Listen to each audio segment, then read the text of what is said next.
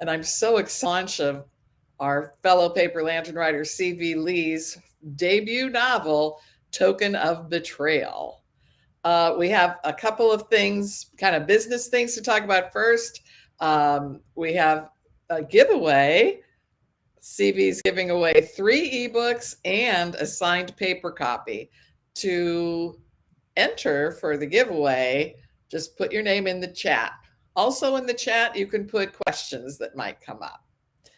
Okay, I think that is about where we are. I just want to say congratulations, CV, on publishing your first novel. It's so exciting. And I was very lucky. I got to read a copy already, and I was very impressed. It was really, really well done. So fascinating. The history of this, the Isle of Jersey in the middle of the 15th century, I knew absolutely nothing about. So it was really interesting. And so much of it is based on real people, as I'm sure you'll tell us. So do you kind of want to give a synopsis of the book to start us out?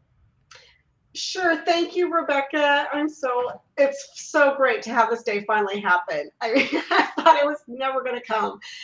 So, what's kind of interesting about this whole story is I came across it because my son had to do a genealogy report in the second grade. And literally, I knew not very much about my family. I mean, basically what everybody knows. I know my grandparents, maybe heard about my great grandparents a little bit. So on both sides of my family, I learned very interesting things. So the first one is like on my dad's side, we came to the United States in 1690. So we were here long before this was the United States. And then on my mother's side, it's like I had no idea. My grandmother said weird stuff. We all laughed at her. And then when he had to do the genealogy report, there's like this booklet that, that's in the family that's kind of been written up, and it was translated from Francois Victor Hugo, which is Victor Hugo's son. And so I went back and looked at it today and realized that actually what's in this book, Token of Betrayal, there is very little of it in the book. So what actually sparked my interest in even learning Jersey history is actually the end of my next book. We can look forward to that. I know, and I went, wow, when I first started, I read what will be the end of my sequel, and I was totally like blown away. I'm like, this can't even be true. So I bought books. I actually went online and bought books from Jersey. And the only thing that's in that is that the French came over in 1461 and invaded Jersey and took it over. And then in 68, they got kicked out again. That's about all there is. And so when I got these books, there was just like so much more to the history. And I'm like, this is so fascinating. I can't believe there's never been a book written about it. So for Token of Betrayal, it begins the day after, or the morning after the French invade Mount Orgueil, which I think we have a gorgeous picture that can be put up for us of this castle.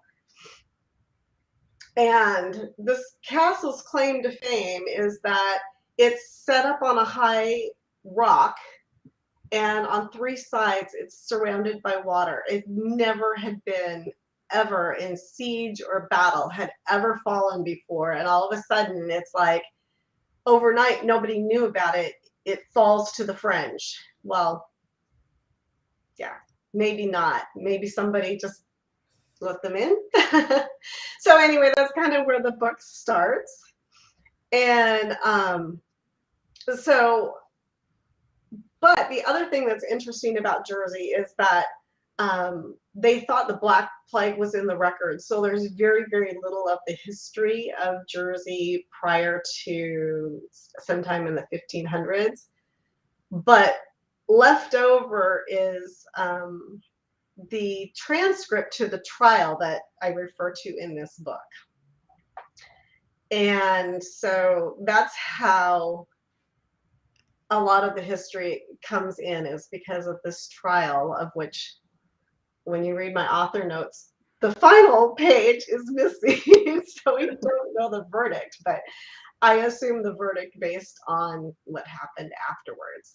So basically, this is a story of the French taking over the island of Jersey, and then what life was like, what happened to these people, and how they finally were able to um, oust the French. So it's a very interesting history that I just I was just blown away. Like I said, I was just blown away that nobody's ever written about it before, other than, you know, little snippets of history that basically are on the island of Jersey. But if you go to Mount Orguy, this history is still quite, you know, you'll see the stuff about the history there. So anyway, Well, so do you want to go ahead and do your reading next? yeah. The first reading, we're going to get to hear some excerpts from the book, so this is very exciting. Do you want to set that up, or is the synopsis enough of a setup? I think the synopsis, well, is a start of the setup. But this is from the first chapter of my book. And what's happened is that the island has been taken over, and all the seigneurs, those would be the people that own the manors, have been brought to the royal court to be told what they're supposed to do. And they're being told that they're going to have to. Jersey had always had, for many years, for centuries, been um, dependent of England. And now he's telling them that you are going to declare your fealty to me and to France. And so right before this reading starts, there's one senior that says, well, wait a minute, you know, King Henry's just been tossed off the throne. King Edward's on the throne. It's still in upheaval. I don't know. And he's like, okay, you know what? You're not gonna like pledge your loyalty to me. We're taking your manor. You're out of here. So anyway, they drag him out, and so that's where this reading begins. De Bracy scanned the room. Does anyone else wish to proclaim their opposition and join their fellow in the dungeon? Silence descended like a pall over the royal court, as the seigneurs, eyes devoid of expression, hunched in their chairs as if they wished to be invisible. It was as though a blanket had been thrown over them, quenching their fire. De Bracy pointed to de Carteret. We'll begin with the seigneur of St. Juan's Manor.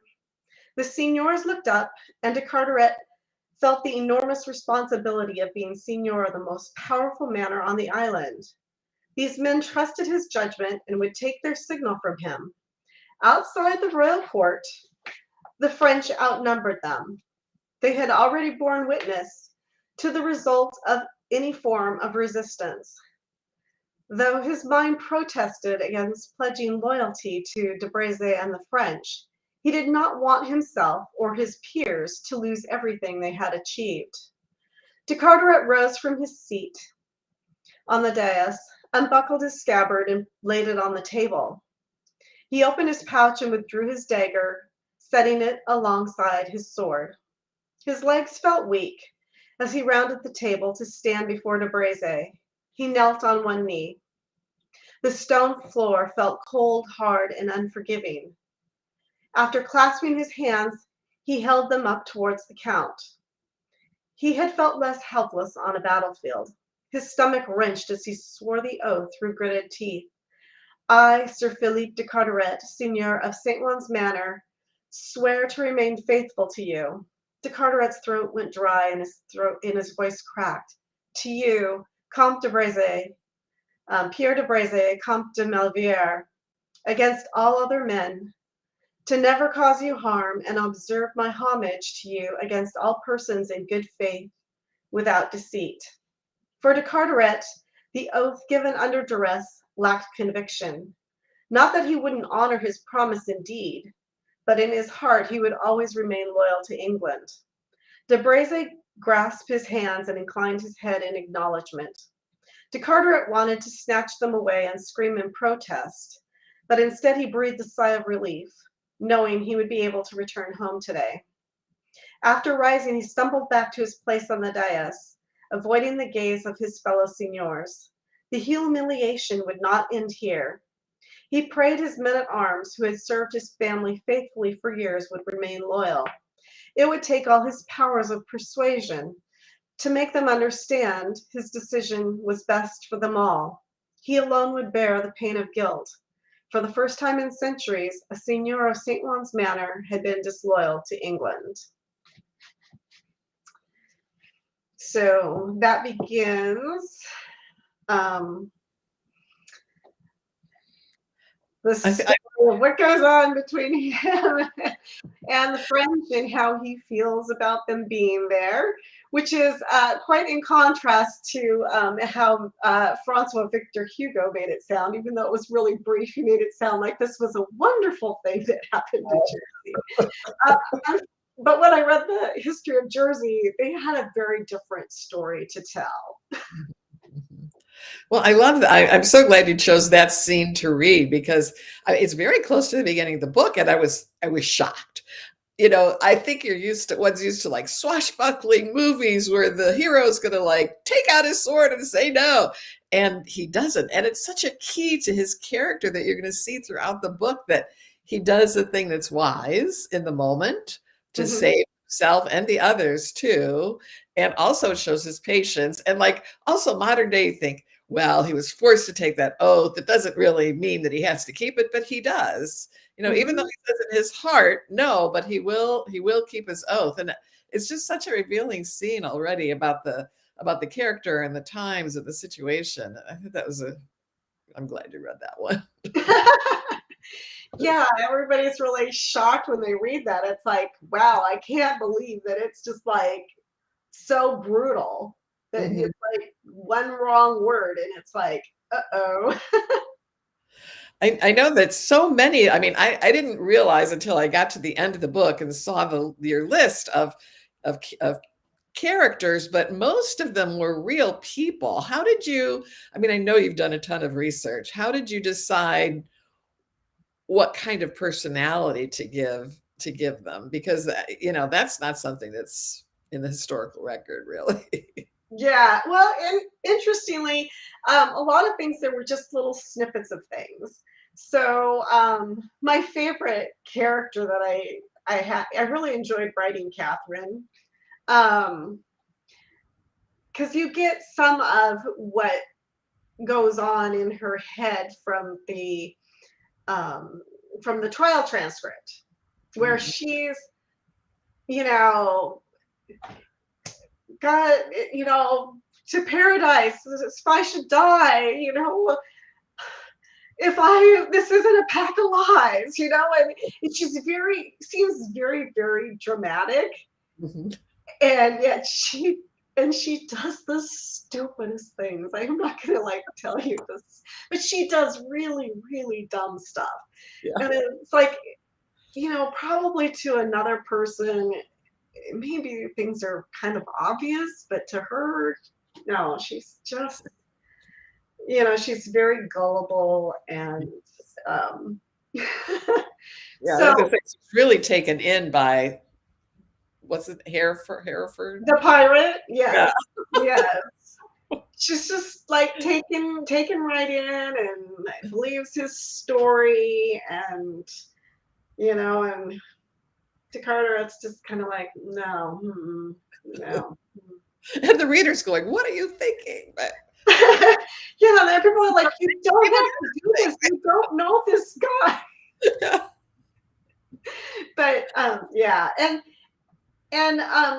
so that's the actual character that I knew the most about is Senior Lompriere. They do give quite a thing about how he loves to garden, how he used to beat his son. So those scenes that I have that he's not very nice to his son, would have been legit because that's in the record that he would beat his son. And the other one where people are, where people are like, you can't have to take that out of the book because that can't even be real. That's why it's so funny because it's like stuff is real and people don't believe it. Is his niece, which I name Wilhelmina because there's so many people named Guillaume, and she is Guillemine, or I don't even know how to say her name because of But anyway, they're like, her dad was the original seigneur of Roselle, and then because she was a female, it had gone when her father died, it passed to his brother. And they basically turned her into a servant. She took care of the kids and she waited on the tables, and people are like, that can't even happen. And yeah, that's basically some real historical fact there. So yeah, that's interesting. We have our modern conceptions of like what could have been, but you know what was. yeah, exactly. So I tried to keep things as much as I could true to what I did know. Okay. Do you want to go to the first giveaway now? Sure, we could give away an ebook. Yes. Katie is going to tell us who the winner is of the first ebook. Yes, give me one moment here. I was going to try to get things so you could see the wheel of names, but I might just go ahead and just run this whole thing real quick just so you can see it. You can hear it, so that's kind of nice. And Mary Pat Smith. MP. Yay! Yeah. MP was one of my when I talk about my book party, MP was one of the people that was in there in the book party, so she knows the whole story because when she read it, it wasn't split into 2 books yet. So yay, MP, I will make sure I get one sent to her. So I already have her email address, so that's good. Yeah. Okay. Well, congratulations, MP. We do have a question so far. Actually, Mike Lee noticed that he's read the Paper Lantern Writers short story collection Unlocked, and he points out that Joanna is a character from the Isle of Jersey in your short story, and is wondering how she's related to the novel.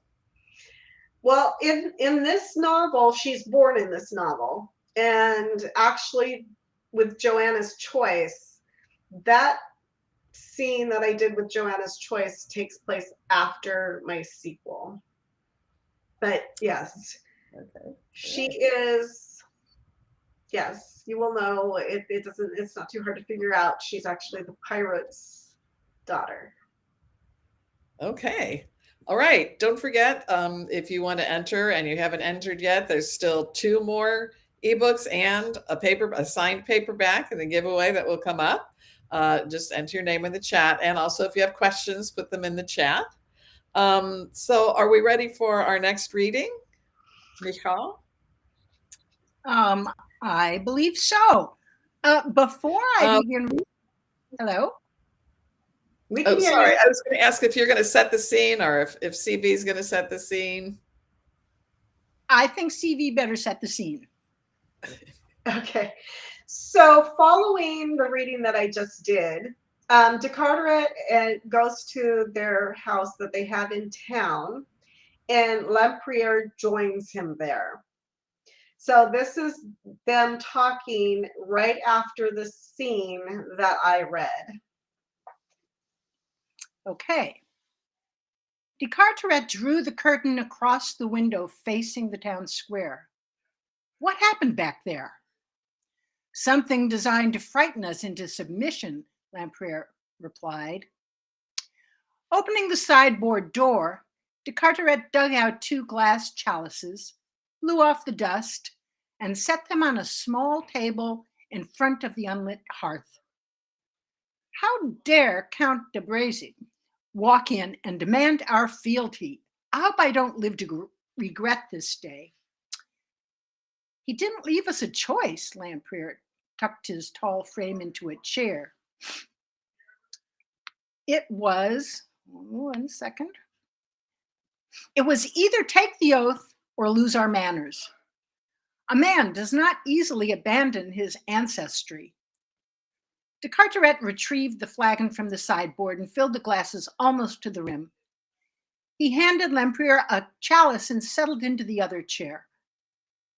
Taking a sip of wine, Lamprier held it in his mouth for a moment before swallowing. Interesting. Smooth and sweet at the start, but leaves a bitter taste on the tongue. De Carteret took a draught. Disappointing. The French exact a high price, then send us the dregs. He placed the glass on the table. My sources tell me our citizens have found the French soldiers quite amiable. Perchance things will work out. I wouldn't count on it. A legitimate lord need not sneak in through the postern at night. He would ride through the portico bearing a writ from the king. Lamprier rose from his chair and paced the room. In the past, a new lord installed a few of his knights and left us to continue our lives. This time, hundreds of soldiers fill the castle. The question remains, how did the French gain access to the castle with no one sounding the alarm? A ship cannot drop anchor at night, transport an entire garrison ashore, and maneuver the steep rock face in utter silence. Curious indeed, given they surprised the warden in his bed and he didn't even put up a fight. De Carteret stroked his chin as he mulled over the information. So, we are to believe, by some miracle, the fates aligned that night in favor of de Bracy? Hardly, replied Lamprier. I hear reports that Guillaume de Saint Martin was laughing with the guards earlier in the evening and plying them with drink. The Attorney General, despite the chill in the room, de Carteret grew uncomfortably warm. He gripped the chalice stem with enough force to break it. Why is it that the de Saint Martin family is always involved whenever something traitorous is alleged? Indeed, that same night, de Saint Martin was spotted slinking away from the castle in the company of his two brothers and his cousin Thomas. I guess I shouldn't be surprised, de Carteret replied through clenched teeth. They have long been staunch allies of the House of Lancaster. It makes a person question the warden's claims that the invasion was unexpected. I suspect Comte de Bracy is here at the behest of Margaret d'Anjou. There may be some truth to that. After all, Comte de Bracy and Margaret d'Anjou are cousins. And Henry is ineffectual, too cowardly to defy her wishes, even when they are treasonous. I doubt it will be long before someone reveals our support for the House of York to the new residents of Montorgueil, or reports how I harbored Edward of York and Lord Warwick for a time when they were in exile. De Carteret rubbed his temple, trying to ease the pounding in his head. No doubt Queen Margaret will find a way to exact her revenge. Lamprier drained his glass and set it on the table. We have never made a secret of our support for the House of York, which means I must be going. I don't want the gossip spinning tales, accusing us of plotting the demise of the French garrison within hours of our pledging our loyalty. When the door closed behind Lamprier, de Carteret slammed his fist on the table. Was it too much to hope that he could raise Philippe in a place free from fear? Henry's fickle leadership had wrought a climate of betrayal and treason. An ally one day might denounce you as a traitor the next. He would be navigating dangerous waters now the French were in charge. He picked up the chalice and hurled it against the stone chimney. The glass shattered and shards covered the hearth. The red wine, like spilled blood, oozed across the stone floor. He struggled to check his emotions. Anger wouldn't change the past, but rash behavior might endanger all their futures.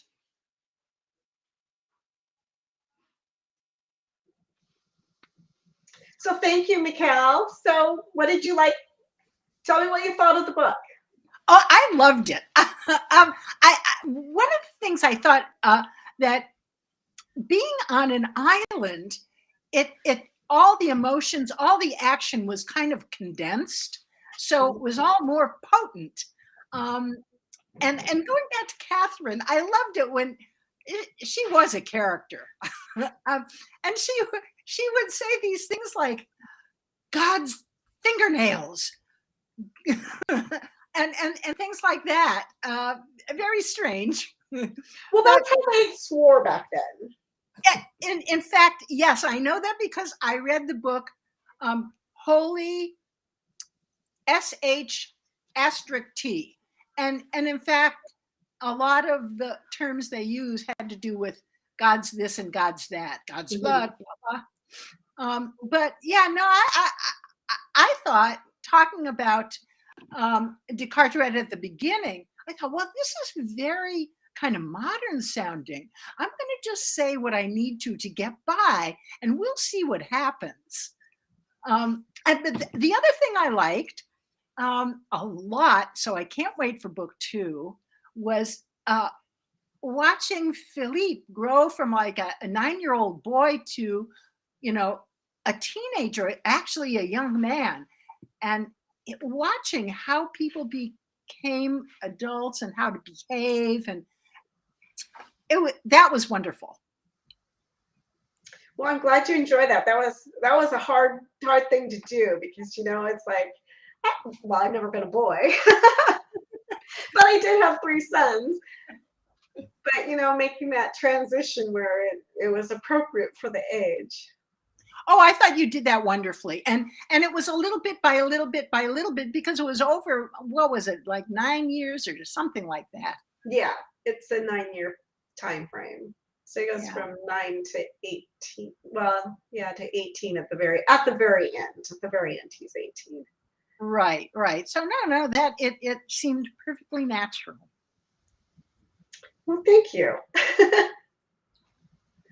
If I could put my 2 cents in about that scene too, I thought it was very interesting. Lempriere said, our ancestral homes. It's not just what we have now, but it would sort of be, dishonoring their ancestors and their whole family and the history of their family if they lost their manners.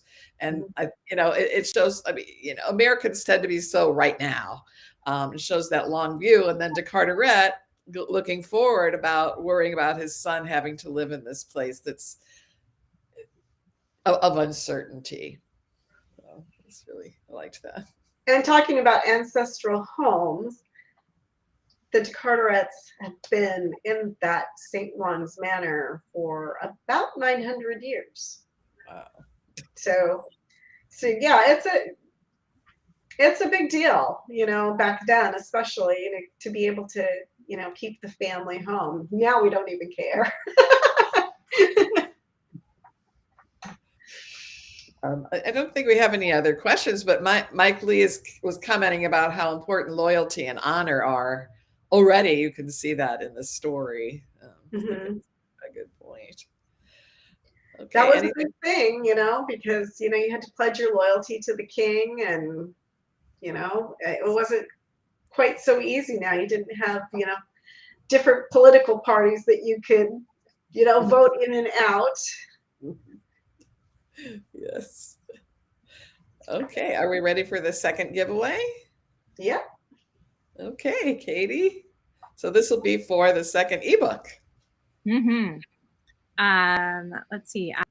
I'm going to try to get that screen up, because then you guys can see with me where we're at, and you can see their ridiculous advertising to me.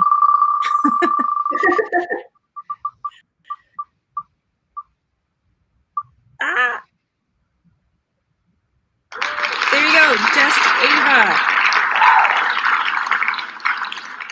Congratulations. So I will need her to send me her information.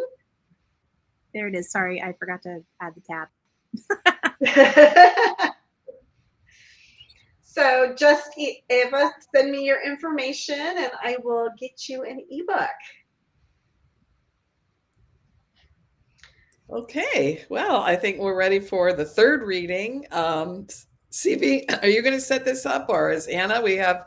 I'm sorry, I think I forgot to actually properly introduce Michal before. Michal is Michal Struten, also Paper Lantern writer, and next we have up Anna Brazel, another Paper Lantern writer. And I think, Anna, were you going to set this up? I'm not going to set it up specifically, but I'm going to do a little bit of a setup. Okay. So you can always correct me at the end if I didn't set it up right. But here is a scene that takes place in August 1466. And the characters are de Carteret, our hero, his son Philippe, de Carteret's friend and ally, although I'm not always so sure, Lempriere, and Lydia, a tavern server turned bawd turned spy. And the villainous Captain Carbonell is also mentioned. So here's my setup. 1466 is very much a man's world. A man's world. So I really like this scene because it shows a woman, Lydia, being just as brave, just as bold, and just as bawdy as any Jersey-born man. Lydia winked at Lempriere before turning her attention to Philippe's father. She hitched her skirt, exposing delicate ankles. "Would ye show a lady the way to the bakehouse, kind sir?" He laughed and his eyes danced with pleasure. She slipped her hand through his arm and he covered his hand with his. She leaned in close and rested her head on his shoulder. Philippe glared after them as they wandered out of the garden. He could not recall his father ever meeting Lydia. Yet the easiness of their behavior suggested they knew each other well. His body trembled. How could his father, the island's most powerful seigneur, take up with a harlot?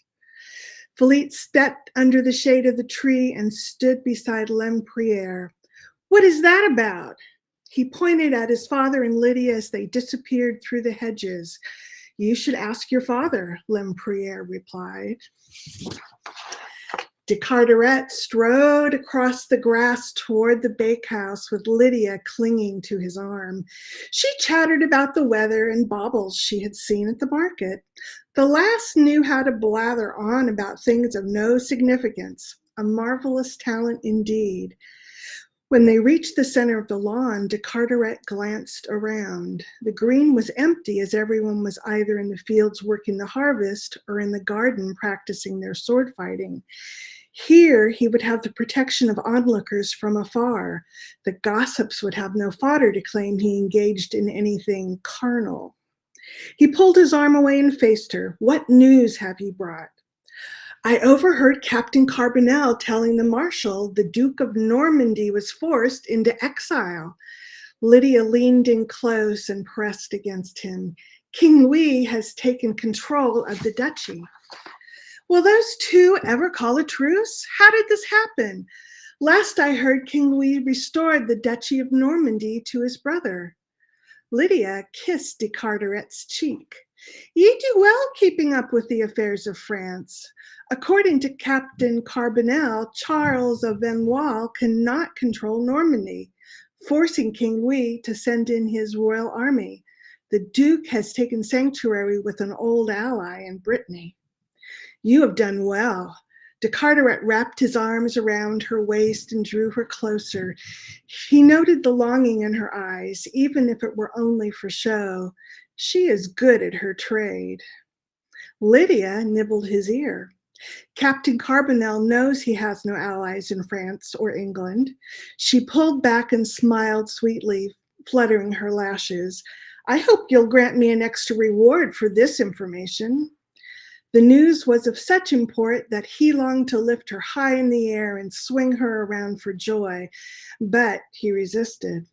"Count on it, for you have earned every pence." De Carteret brushed back a lock of her hair and lightly kissed her cheek. He opened his pouch, pulled out a crown, and placed it in her outstretched palm. That I have. Lydia slipped the coin into her pocket, then wrapped her arms around his neck. Carbonell is rough, and I am forced to endure his strange appetites. She ran her fingers through his hair and let them graze his cheek. I appreciate what you have endured for the sake of the cause. His loins stirred. It had been so long since he had known the love of a woman, but being honest, maybe he never had.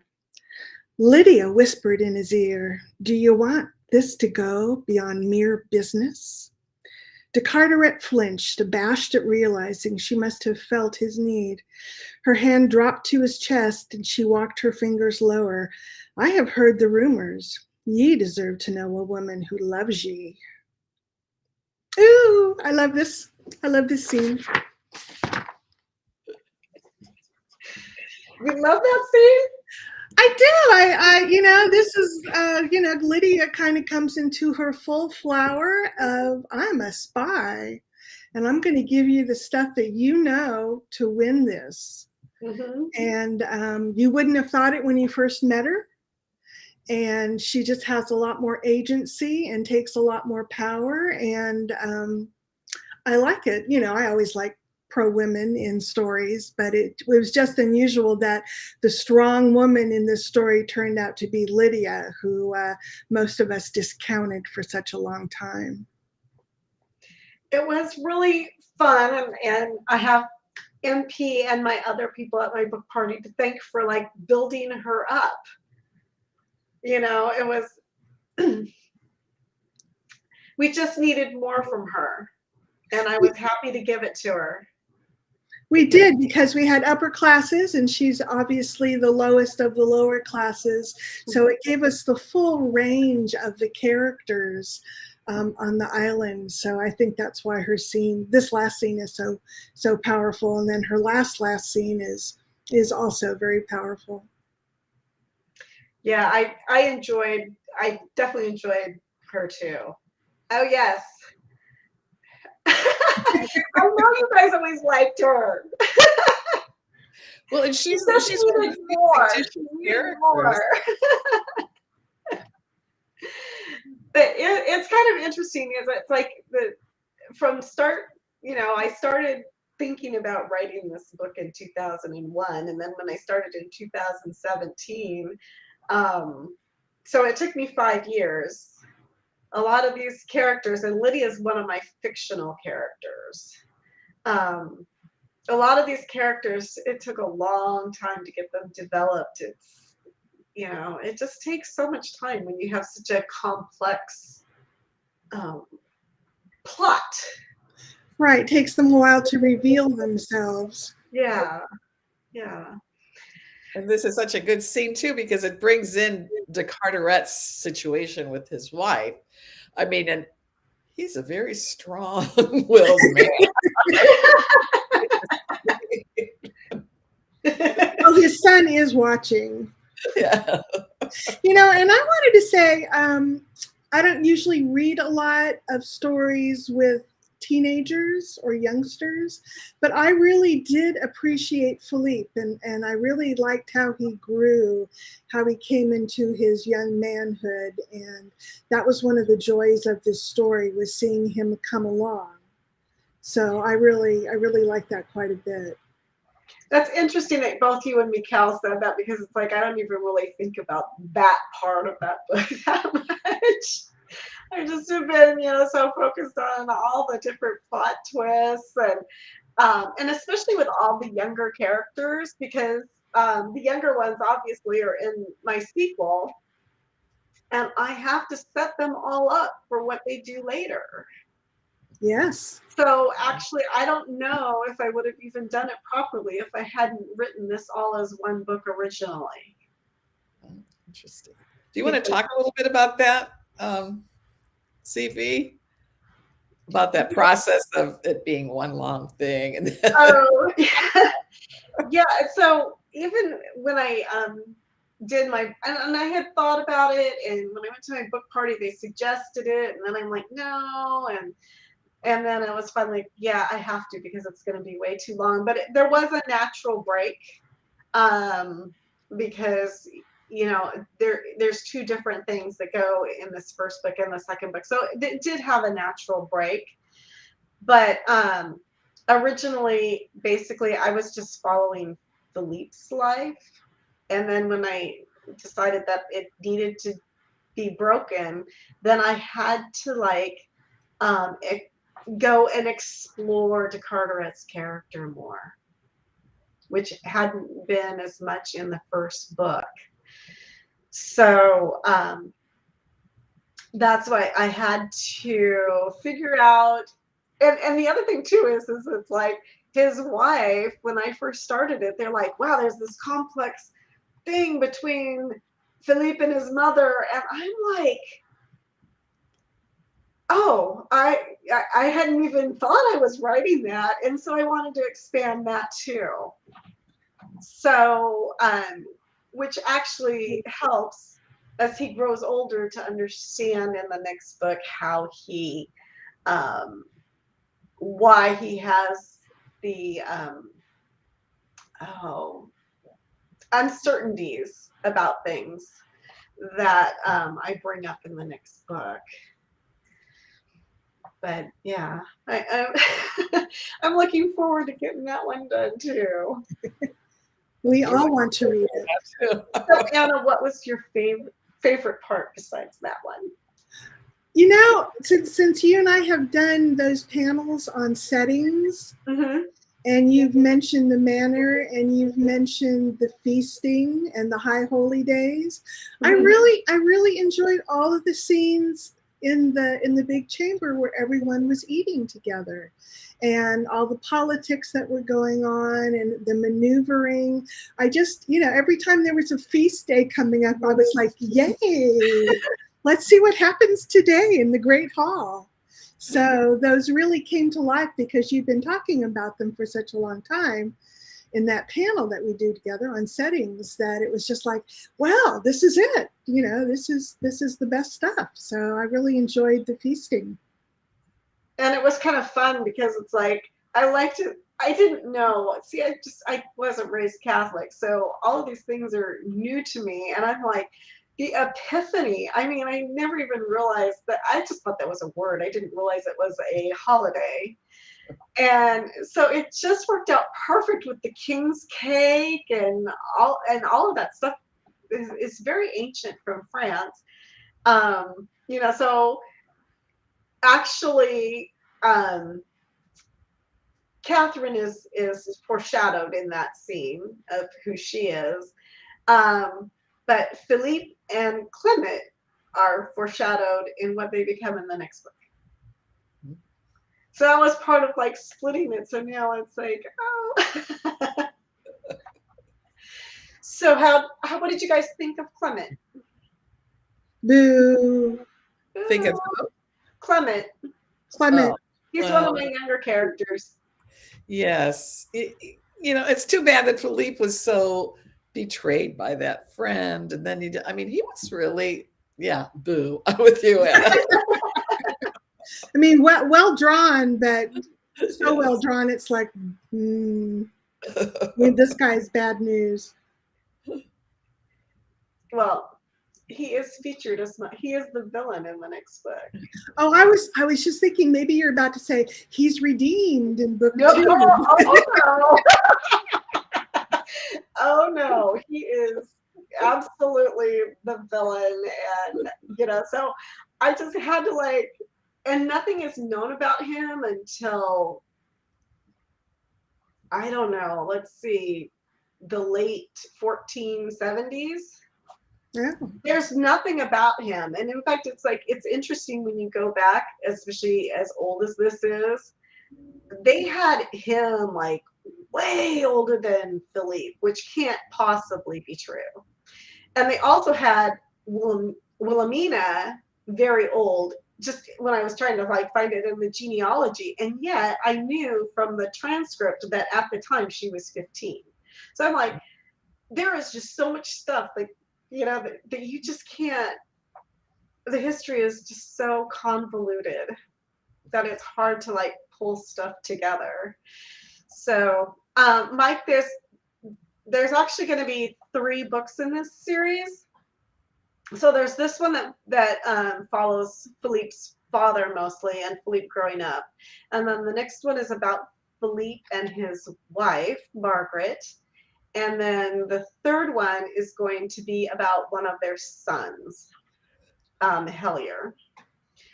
So that's going to be a whole new research project. So More travel. more travel. Oh, we're getting close to the end, so we need to give away that 3rd ebook. Okay, Katie. All right. So it's ready this time. Here we go. By the way, I put my own name in here. Oh. Hey. You are the winner. Yay, Kimberly! Kimberly was my neighbor before I moved. They lived right next door to us. Oh, fantastic. So you know her address. I know her address, I know her email, and she has heard about this book for a long time. So, Kimberly, I'm really excited that you won.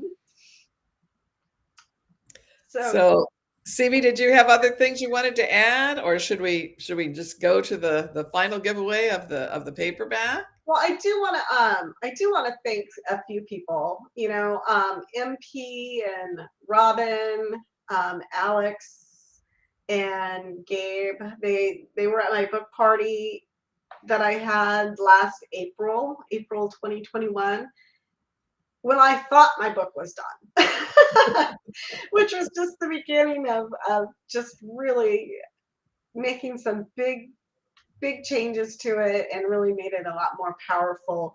I had 2 copy editors, Jenny Quinlan and Jenny Grossenbacher, and I know that they were like, I don't know about having 2 developmental editors, but they were completely different. They looked at completely different things. They did not conflict with each other at all. And then Lauren, I can't remember what her last name is, did a great job of proofreading for me. And Dee Marley with White Rabbit, I thought she did an excellent job on the cover. So, and then there's all those other people that had to listen. And my sister who had to go to Jersey with me, poor thing. That was so tough. Yeah, Katie, if you want to show them the cover of my next book, that would be nice.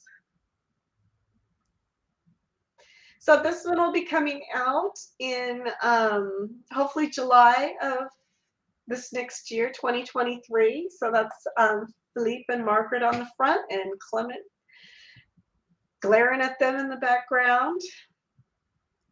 And this actually will be have the part of the story. The ending of this is the part of the story that I was introduced originally. The rest of it was all done on research that I've done for some time.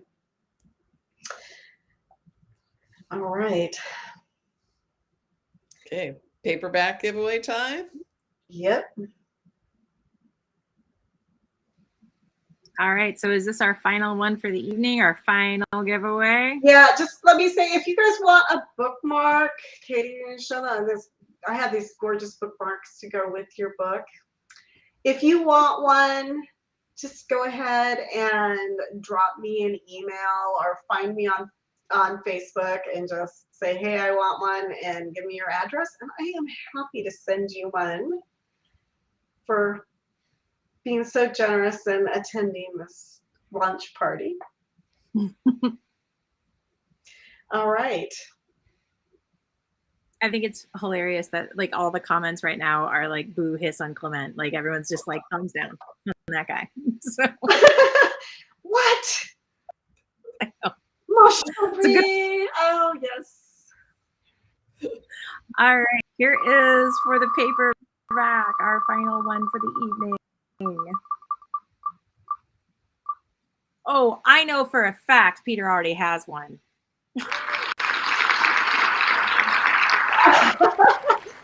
I know he's already. Yes, he does. Should we do another one? Should we roll for someone else? I think so. I think so. All right. Here we go.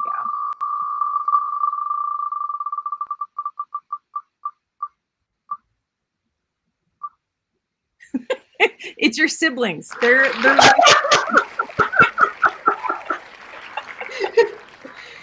Oh, I don't know, Mel. Do you want another one? Should we do another one? Can we remove all of your siblings out of this? I just did all of the names. That's all I did. Okay, I'm gonna roll one more time. So non-siblings. We're trying. We're trying. Oh, way to go! Look at what the king's saying.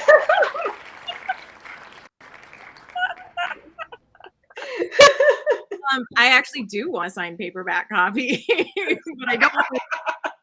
It seemed a little rigged there, huh?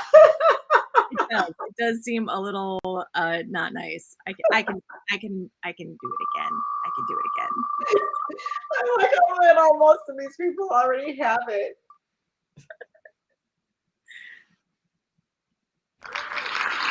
Sonny Riley. Oh, Johnny, you want another copy? I knew this would be like all my people that love me, they've already bought the book. Should we do it again? Should we do another one, or does she already have it? Yeah, and I will be signing her copy for sure. Okay, I can do another one. This is so funny. I think almost all these people already have my book.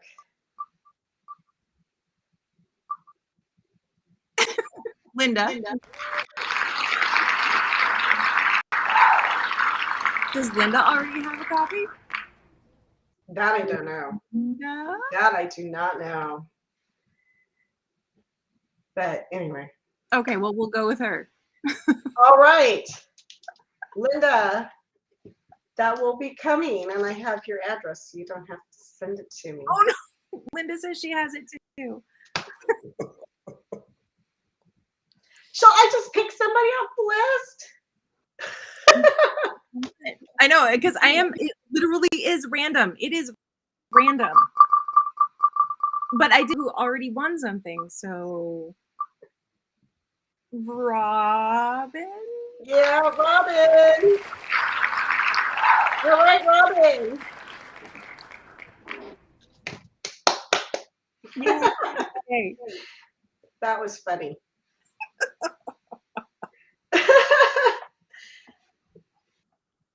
So anybody have any more questions for me? Are you guys like ready to go have dinner? Don't see any more questions. Well, I really appreciate everybody that came. This was really fun. I'm just happy that this day is here and that you could celebrate it with me. It's been a long journey. It's been a long journey. And you know what? And I have all my paper lantern writers friends, and Edie did my formatting. Oh no. So yes, and Anna and Rebecca and Mikkel, and they all read it so they could comment. So you guys have all been so hugely supportive. I don't know what I would do without you guys.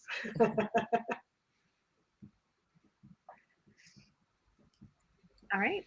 Well, can we drop a couple things about upcoming?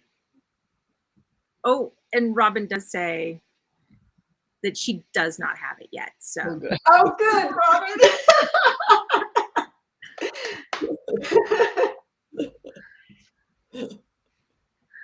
I might need her address,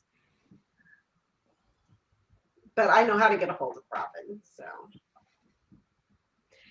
well, thank you, everybody. Thank you. Congratulations. Congratulations. This will be great. Finally. I know, it seemed like it's been forever, especially for you guys waiting for me. When is she ever going to be published?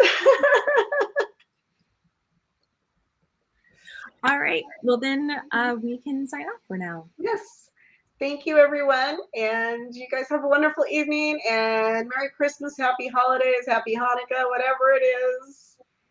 Thank you so much. Bye-bye.